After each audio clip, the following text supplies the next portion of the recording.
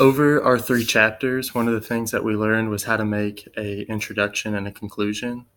One of the main things from an introduction is having an attention grabber, and that's just something that will pull your audience in. So you can use like a quote or an interesting fact, one of those things to prepare your audience for the rest of your speech. The next thing is having credibility and strength to your argument. So while you're giving your introduction, maybe give a little bit of the background of what you have in the field that you're talking about. That will make your audience believe in you more. Another thing in your introduction that you're going to want to have is a main idea. So with your main idea, you're just going to want to tell them what the remainder of the speech that you're giving will entail. And then you might also want to put in a preview of your main points. So whatever you will be talking about, you want to at least introduce those things before you start your entire speech.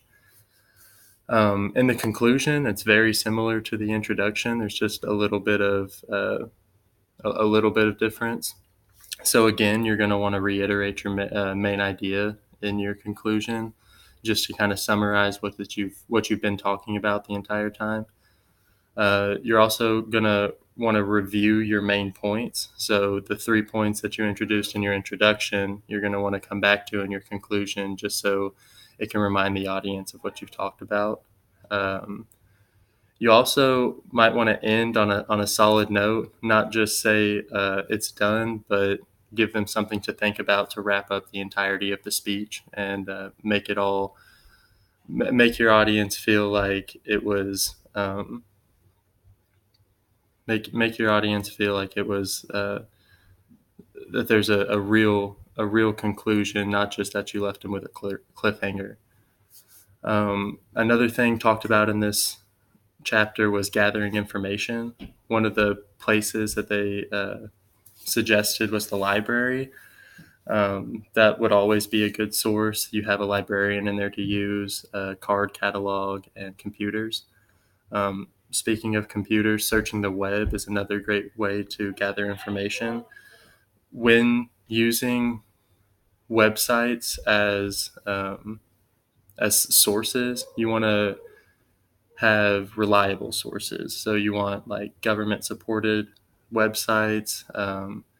You can use virtual databases.